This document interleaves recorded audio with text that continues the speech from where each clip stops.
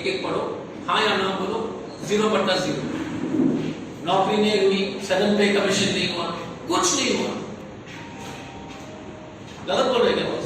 तो Hemant Biswa Sharma should have a cup of coffee and apologize to the people of Tripura for coming and campaigning for a bunch of frauds.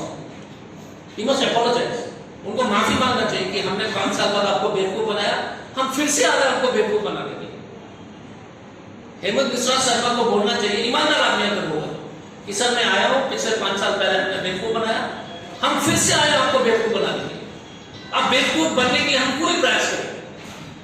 Sir आपने DGP को wake up call दिया था और कुछ दिन पहले मैडम ने ही एलिगेशन लगाया था कि खुद पुलिस के द्वारा उन्होंने वो असॉल्ट हुए थे, इसके बारे में क्या बोलेंगे?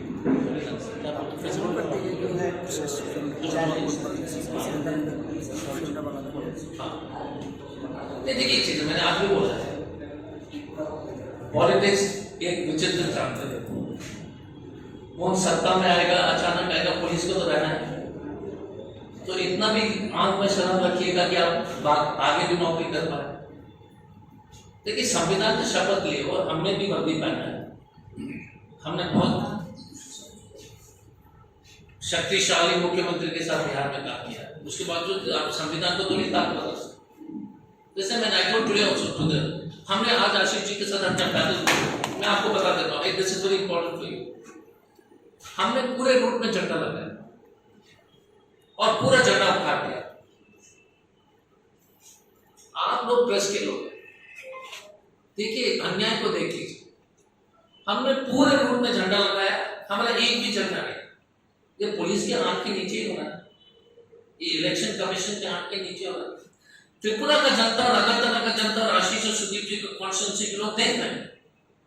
गरीब आदमी जो है बर्दाश्त नहीं करते इस तरह का न्याय। यार आप लड़ो, वोट में हमको हराओ, कोई दिक्कत नहीं, हमारा झंडा निकालो। बीजेपी का झंडा सिर्फ बचा है, ये तो पुलिस की नजर से हो रहा है ना, इलेक्शन कमीशन जो है, इसको ध्यान दीजिए। डीजीपी साहब क्या कर रहे हैं, एसपी साहब क्या कर रहे हैं? You must have, and I will request all of you as reporters, please my request to you, एक चीज सुन लीजिए, ये देश खत्म हो जाएगा ये आरएसएस की राजनीति से। हमारा झंडा उखाड़ने के लिए राजनीति बाकी है। और कोई सवाल? बच्चा अपना जरा अफसर बनता है, अफसर के लिए नियम नहीं है, आईएएस के लिए नियम नहीं है, सांसद के लिए नियम नहीं है, सिर्फ गांव और ग्रामीण और बस्ती के गरीब बच्चे के लिए ये नियम है। तो हमारे 3 आरोप है। एक तो कैलाश विजयवर्गीय को सिक्योरिटी गार्ड की कुछ खोज रहा है, तो उसको लगा कि अग्निवीर योजना से सिक्योरिटी गार्ड मिल जाएगा, तो बेशर्म है कैलाश विजयवर्गीय, शेमलेस। आज ही त्रिपुरा में बोला है और कहीं नहीं बोला, यहीं पर बोला है। दूसरा, किशन रेड्डी जी को जो है ना कपड़े धोने के लिए और बाल काटने के लिए लोग को खोज रहा है, इसलिए बोल रहा है कि अग्निवीर को ट्रेनिंग देगा। ये दूसरा आरोप। तीसरा आरोप है कि ये देश के पास पेंशन देने के लिए पैसा है, देश की सुरक्षा के लिए किसी तरह की जो है त्याग करने के लिए हम इस देश ने हमेशा किया है, और कांग्रेस ने हमेशा इसको सबसे बड़ी जिम्मेदारी मानी। तो अगरतला की जनता को समझ लेना चाहिए कि ये ढोंगी राष्ट्रवाद है, फ्रॉड। बीजेपी आरएसएस कांग्रेस के साथ था, फ्रॉड। ये क्या करते हैं, भगवा झंडा लपेट लेते हैं और भगवान के नाम पर आपको बेवकूफ बनाते हैं। इनको भगवान से भी मतलब नहीं है, सबसे बड़े फ्रॉड है बाय गॉड। भगवान भी जो है रोज रोता होता है इन लोगों को देख करके, इतने बड़े फ्रॉड है। अब देश के जो है बॉर्डर के साथ, देश की सुरक्षा के साथ खिलवाड़ कर रहा है। चीन जो है दूसरा आंख दिखा रहा है, और मोदी जो है कारपेंटर और कपड़े धोने वाले की खोज में निकला है अग्निवीर योजना के माध्यम से। तो आपके माध्यम से, with your thing, I want to tell you that this is what Mr. Modi is doing. This is a fraud on the country, this is a fraud on the youth. It will make India unsafe. It will make youths frustrated. It will be exploitation of children of India. This is worst exploitation. It is like slavery. Any questions? Congress का राय क्या है? मतलब देखिए एक चीज मैं आपको बताना चाहता हूँ, ये आपके माध्यम से इलेक्शन कमिश्नर डीजीपी साहब, हमको खबर मिल रही है कि हमारे लीडर्स को अरेस्ट कर, ये तो हार गए। They will arrest our main leaders of the ground. तो मैं डीजीपी साहब और इलेक्शन कमीशन को पहले हिदायत करना है, क्योंकि ये तो डर गए। आज मैं आशीष शाह जी के साथ जो है पदयात्रा में था, अब देख लीजिए ना, एक हमारे बाएं तरफ जो है हमारे प्रत्याशी एक माटी मनुष्य, सच में जमीन के आदमी। दूसरी तरफ है मानिक साहब जो कभी पैदल चलता है नहीं, सैनिटाइजर के साथ हाथ होता है, पैदल गया नहीं है, पैदल नहीं गया है। और ये आपका जो है एमएलए कैंडिडेट,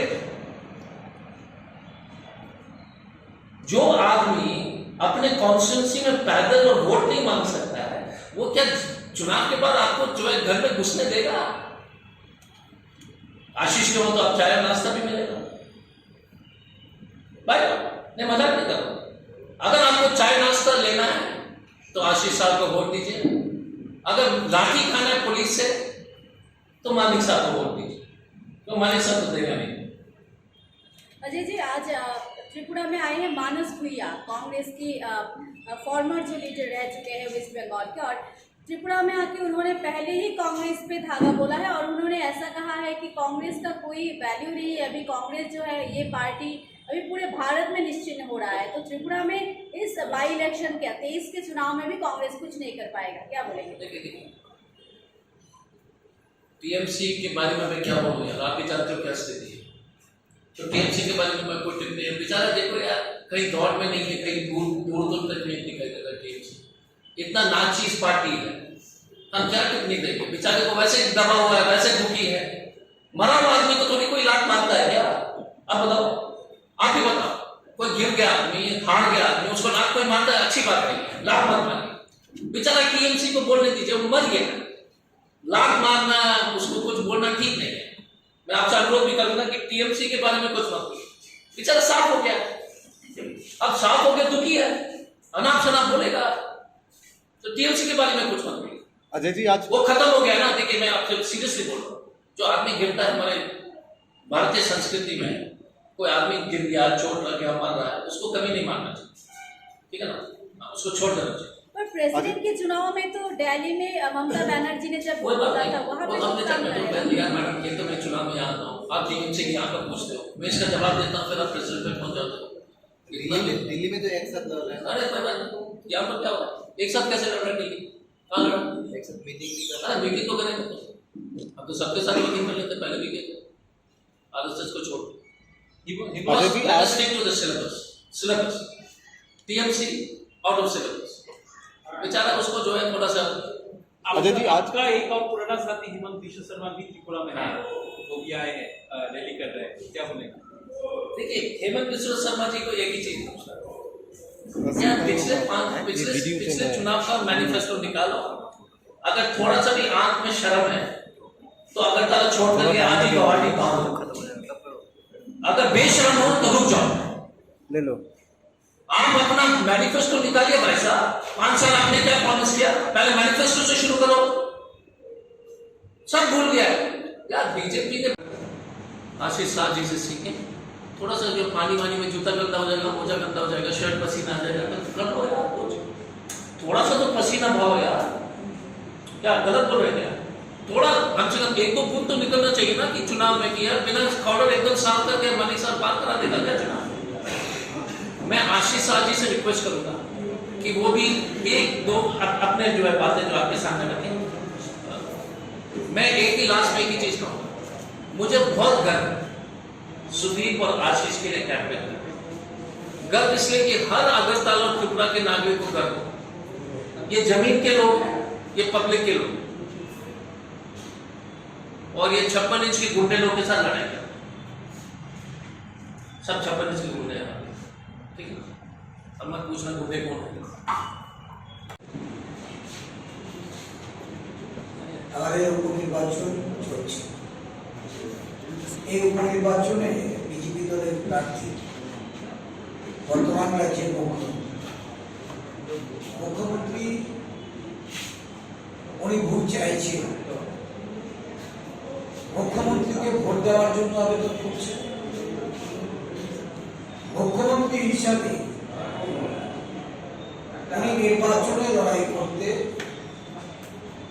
মানুষের দ্বার প্রান্তে গিয়ে মানুষকে বলছেন যে আমি মুখ্যমন্ত্রী হয়ে এসেছি, আপনাদের গর্ববোধ হওয়া উচিত।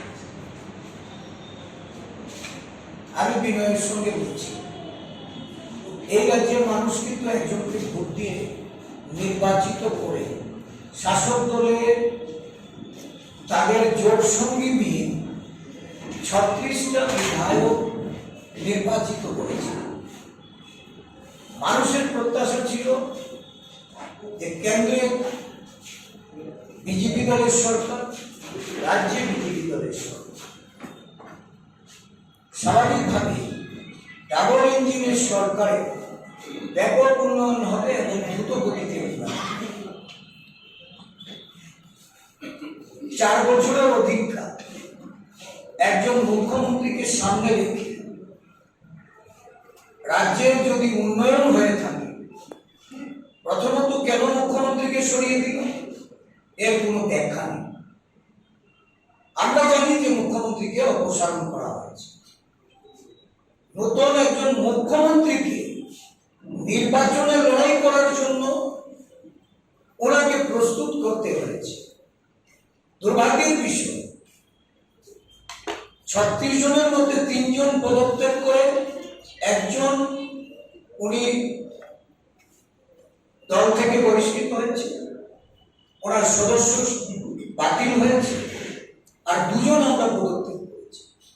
33 জন বিধায়ক থাকা সত্ত্বেও একজন নির্বাচিত প্রতিনিধিকে মুখ্যমন্ত্রী করা গেল না, জানিয়ে বিজেপি দলে এটা গৃহযুদ্ধের মতো অবস্থা তৈরি হয়েছে। যে দল তার মুখ্যমন্ত্রী 4 বছরের অধিককাল সরকারের থেকে উন্নয়ন করেছে বলে দাবি করছে, তাহলে এই মন্ত্রিসভার মন্ত্রীরা তারা উন্নয়নের কাজে ছিল, তাদের দ্বারা উন্নয়ন সংগঠিত হয়েছে, রাজ্যের মানুষ উপকৃত হয়েছে। একটা ফেস খুঁজে পাইনি একজন বিধায়কের মধ্যে যাকে মুখ্যমন্ত্রী বানানো যায়। বাইরে থেকে একজন মুখ্যমন্ত্রীকে চেয়ারে বসিয়ে এখন একটা অকাল নির্বাচনে যেতে হয়েছে। আমরা শাসক দলের থেকে যখন শাসক দলের বিপর্যয়, শাসক দলের জনবিরোধী নীতি, শাসক দলের জনবিরোধী কাজের প্রতিবাদ করে সরে এসেছি, তারা কিন্তু উপনির্বাচন করানোর জন্য প্রস্তুত ছিল। যখন মুখ্যমন্ত্রীকে অপসারণ করলো তখন উপনির্বাচন অবিসম্ভাবী হল। আজকে এই দলের ব্যর্থতা তো ওরাই প্রমাণ করে দিচ্ছে। প্রথমত মুখ্যমন্ত্রী করার জন্য একজন যোগ্য নাই, যেখানে 10 জনের ক্যাবিনেট মুখ্যমন্ত্রীকে সরিয়ে 9 জনের মধ্যে কাউকে পাওয়া গেল না যিনি উন্নয়নের কাজে সামিল হয়েছিলেন, বা একজন শাসক দলের বিধায়ককে তৈরি করা গেল না যিনি বিজেপি দলের মুখ্যমন্ত্রীর চেয়ারটাকে অলঙ্কৃত করতে পারেন। বাইরে থেকে একটা মুখ নিয়ে এসছে। কেন নিয়ে এসছে? কারণ সবাই যদি এই কলঙ্কের দায়ভার, উন্নয়ন বিমুখতার দায়ভারে অভিযুক্ত হয়ে থাকে, তাহলে তাদের মধ্য থেকে কাউকে মুখ্যমন্ত্রীর চেয়ারে বসানো যাবে না।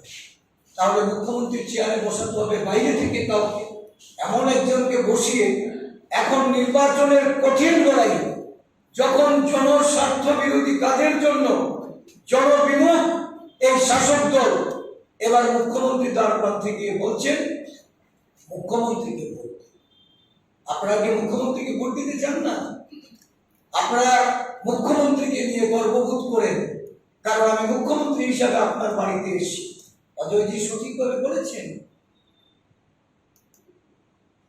যারা সমাজসেবার সঙ্গে যুক্ত তাদের ব্যক্তি পরিচয় একজন সমাজসেবক, ভোট চাওয়ার জন্য মুখ্যমন্ত্রীর পরিচয়টাকে কখনো সামনে নিয়ে আসার প্রয়োজন হয় না। আজকে বিজেপি দল উন্নয়ন বিমুখতার কারণে এমন জায়গায় চলে গেছে যে মুখ্যমন্ত্রী ফেস দিয়েও আর এই 8 বর্দোয়ালি থেকে নির্বাচনে জয়লাভ করা তাদের পক্ষে সম্ভব নয়, এটা তারা বুঝে গেছে। যার জন্য লড়াইয়ে আজকে তাদেরকে ওই মুখ্যমন্ত্রীর তকমাটাকে ব্যবহার করতে হচ্ছে। আপনারা জানতে চেয়েছেন যে হিমন্ত বাবু রাজ্যে এসে, হিমন্ত বাবুরাই তো এই রাজ্যের মানুষকে একটা সময় উৎসাহিত করেছিল। হিমন্ত বাবুরাই তো বলেছিল যে 10,323 নিয়ে ওনারা আইন সংশোধন করে তাদের জন্য ব্যবস্থা করবেন এবং প্রতিশ্রুতি রেখেছিল যদি এটা সরকার কার্যকর না করে, উনি হিন্দি বলেছিলেন ঘুমা ঘুমা কে চালানা। আজকে ঘুমা ঘুমা কে সবাই চালাচ্ছে। দুজন ব্যক্তিকে আমরা পেয়েছিলাম, একজন ব্যক্তি সুনীল দেওধরজি, উনি বলেছিলেন মিস কলে চাকরি। মিস কল বাবা আজকে শুধু আমাদের রাজ্যই নয়, সারা দেশে উনি প্রসিদ্ধ হয়ে গেছেন, ওনাকে এই রাজ্যের মানুষ খুঁজে করছে। আরেকজন ঘুমা ঘুমাকে চালানা, আমার কাছে সেই রেকর্ডিংটা হয়ে গেছে। আমি চাইলে এটা শুনিয়ে দিতে পারি যে এই রাজ্যে বেকারদের, সর্বশিক্ষার বেকারদের, কম্পিউটার ফ্যাকাল্টি বেকারদের, অনিয়মিত কর্মচারীদের নিয়ে এই সরকারে আসার আগে বিজেপি দল কি প্রতিশ্রুতি রেখেছিল, বর্তমানে তার কি প্রতিশ্রুতি বাস্তবায়িত করেছে। একটা মিথ্যাচার, জুমলাবাজ শাসক দল আজকে জনগণের ঘাড়ে চেপে বসেছে। এই জনগণ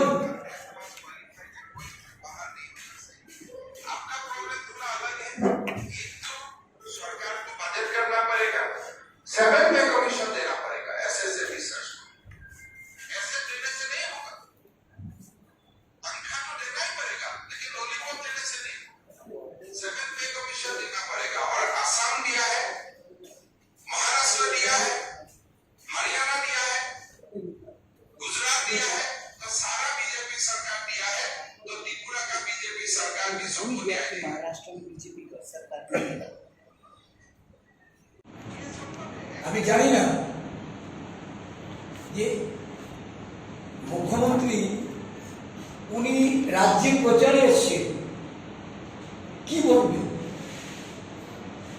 এই সরকারের উন্নয়ন নিয়ে কথা বলবেন। আরে এই সরকারের উন্নয়নের মাপকাঠি তো 33 জন এমএলএর বাইরে থেকে একজনকে মুখ্যমন্ত্রী করে এই 33 জনের মধ্যে একটা বিদ্রোহের রূপ নিয়েছে। চেয়ার ভাঙাভাঙি হচ্ছে, পরিষদীয় দলের মিটিং থেকে পরিষদীয় দলের মিটিং না করেই মুখ্যমন্ত্রী ঘোষণা হচ্ছে। বিধায়করা প্রকাশ্যে সাংবাদিকদের বলছে যে আরেকটা জুমলাবাজি হয়েছে, দিল্লি থেকে এসে ত্রিপুরা রাজ্যে দলনেতা ডিক্লেয়ার করছে, মুখ্যমন্ত্রী বানাচ্ছে, বিধায়কদের অবজ্ঞা করে। এই দল মানুষের কাছে ভোট চাইতে যাইবে? এই মুখ্যমন্ত্রী, অবাক করার মতো ঘটনা, একজন প্যারাশুট মুখ্যমন্ত্রী ছিলেন, আরেকজন হঠাৎ মুখ্যমন্ত্রী। 7 দিন আগেও তিনি ভাবতে পারেননি, উনি নিজেই বলেছেন যে আমার তো সবটাই আশীর্বাদ, আমি দলের সভাপতি হয়েছি, আশীর্বাদ ধন্য হয়ে, আমি রাজ্যসভার সাংসদ হয়েছি, আশীর্বাদ ধন্য হয়ে, আর মুখ্যমন্ত্রী তো খুব নরেন্দ্র মোদীজির আশীর্বাদে হয়েছে। স্বাভাবিকভাবে এই রাজ্যের মানুষ কি চায়? এই রাজ্যের মানুষ চায় একজন অভিজ্ঞ, রাজনৈতিকভাবে যার পরিপক্কতা থাকবে, যিনি প্রশাসন সম্পর্কে ন্যূনতম ধারণা রাখবেন, কারণ বিগত দিনে মানুষের যে অভিজ্ঞতা, এই অভিজ্ঞতায় মানুষ ক্ষতিগ্রস্ত হয়েছে। রাজ্যের উন্নয়ন বিকাশ থমকে আছে। সারা রাজ্যব্যাপী সার্বিক পরিকাঠামোগত যে উন্নয়নের কথা মানুষ ভেবেছিলেন, এর থেকে সরকার অনেক দূরে মানুষকে নিয়ে গেছে। আজকে মানুষ চাইছে পরিত্রাণ, মানুষ চাইছে এর একটা শেষ বিহিত হওয়া, এবং তার প্রথম সোপান শুরু হচ্ছে 23শে জুন। ভয় পেয়ে গেছে। আজকে যাদেরকে নিয়ে এরা নির্বাচনী প্রচারে যাচ্ছে, এরা এই রাজ্যের মানুষকে আশ্বস্ত করবে তা করে, এরা রাজ্যের মানুষকে যে বিভ্রান্ত করেছে তার উদাহরণ আজকে দিকে দিকে উঠে আসে। আমি মনে করি যে এই রাজ্যে এই ধরনের বহিরাগতদের তাদের কোনো স্থান নেই। রাজ্যের মানুষ চায় রাজ্যের অভ্যন্তরে যারা এই রাজ্যটাকে উন্নয়নের পথে নিয়ে যান, কারণ এই রাজ্যের মানুষ দেখেছে এক সময় জোট সরকার ছিল, এখানে চতুর্থ পে কমিশন দিয়ে কর্মচারীদের সমস্ত বেনিফিট দেওয়া হয়েছে।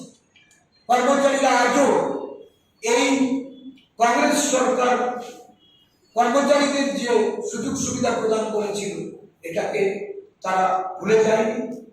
এখনো 37,000-এর উপর চাকরি এই রাজ্যের বিভিন্ন দপ্তরে অনেক যুবক যুবতীরা সেটা নিয়ে তারা গর্ব করে। যারা মানুষকে ঠকিয়েছে, যারা মানুষের বিরুদ্ধে মানুষকে জ্বলিয়ে দিয়েছে, গণতন্ত্রকে অবরোধ করেছে, গণতান্ত্রিক ধ্যান ধারণা ভেঙে চুরমার করে দিয়ে সংবিধান অনিয়ম বেনিয়ম সমস্ত কিছুকে এই রাজ্যের মানুষকে উপহার দিয়েছে, তাদের বিরুদ্ধে মানুষ প্রস্তুত হয়েছে। আমি জানি মুখ্যমন্ত্রী দিয়েও শেষ রক্ষা হবে না, মুখ্যমন্ত্রী দিয়েও কিন্তু মানুষের মন ভোলানো যাবে না। জায়গায় জায়গায় যাচ্ছি, অদরজি বলছেন যে কাজের লোক প্রয়োজন, কাজের মানুষের প্রয়োজন। সেই অর্থে এবারের নির্বাচন অত্যন্ত গুরুত্বপূর্ণ।